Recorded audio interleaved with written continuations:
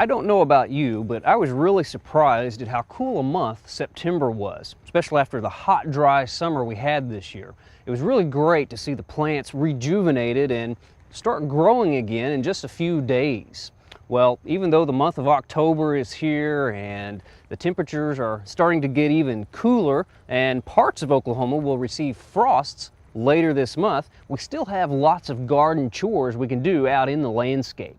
Throughout the month of October, we can still sow the seed of turf grass, cool season turf grass like fescue, bluegrass, and perennial rye, or if we want to overseed our warm season lawns with annual rye or perennial rye, we can still do this. I like to water the newly seeded areas about every day for 3 weeks. And then once those seedlings get up to about 2 inches tall, I like to start mowing, just taking off about 1/2 inch so that new turf will thicken up.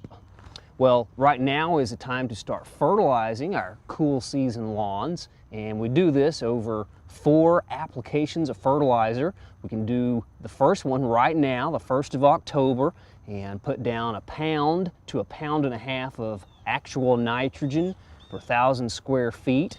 Then we wait 2 months and do the second application the 1st of December. And again, the amount is 1 pound to 1.5 pounds of nitrogen per 1,000 square feet. Then we sort of give our lawn a break during the coolest part of the winter. And then when things start to kind of grow a little bit closer to spring, around the 1st of March, we do the third application.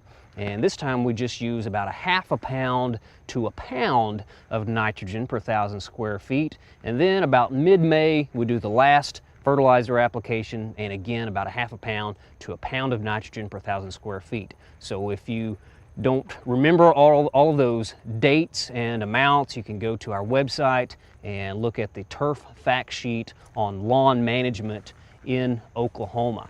Well, this kind of takes care of some of the chores for the cool season grass. When it comes to our warm season grass, like our Bermuda grass lawns, here at our studio garden, we like to let our Bermuda grass get a little bit taller right now going into winter. And that way it'll create a denser canopy and block more light getting to the soil surface. Now, a few years ago, we made the mistake of cutting our Bermuda grass too low going into winter, and there was a lot of soil exposed, and we had a lot of winter weeds that germinated. So in the spring we had quite a few weeds out in our turf. So if you let that grass, that Bermuda grass lawn, get a little bit taller before we mow it, that'll create that dense canopy, block the light to those weed seeds. Well, right now we can also control broadleaf winter weeds in our lawns, like dandelions like we've got right here, and we can take care of those with an application of an herbicide containing 2,4-D. Well, hopefully you've had your house plants in a shaded area for the last few weeks, getting them acclimated to the lower light levels for when we bring them back into our homes for the winter. Now, it's a good idea this time of the year to watch the weather, take note of those forecasts, make sure we don't leave our tropical house plants outdoors when we have a cold frost. It's a good idea also to look them over, remove any pests or any other critters like frogs or anything that might be lurking in the pots below the plants. Now, right now in the cool fall here, another pest that you can get the jump on are grasshoppers. And this time of the year when it's starting to cool off in the mornings, we can go out into the garden and we can catch them pretty easy by hand. They don't move as fast like they do in the summertime when it's kind of hard to catch them. They get to jump on us and get away from us pretty easily. But this time of the year you can go out, collect some fish bait or collect a snack for your goldfish because they're just not quite as active. We call this mechanical control. And for every grasshopper that you catch right now, that will be one less grasshopper that will be laying eggs here in a few weeks. Well, you can see that we've had a little bit of scorching on the leaves of our flowering dogwood. Even though we've given it plenty of water during the summer, those hot, drying winds can really make those leaves look a little bit tattered. But now that we've gotten some rains and some cooler weather here in the fall, it's perked up a bit. You can see the flower buds have formed for next year, and we've got some of those red berries right down here that give us a little bit of color on our flowering dogwoods through the fall and into the winter until the birds get to them. But this spring it'll leaf out, it'll bloom very nice, and it'll recover very well.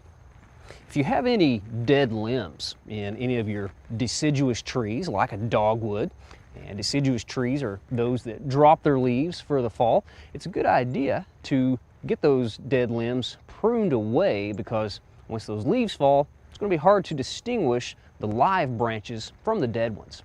If you have large patches of ground cover like monkey grass and mondo grass, you can save some money by coming in this time of the year and digging up clumps of this and planting it in other parts of the garden.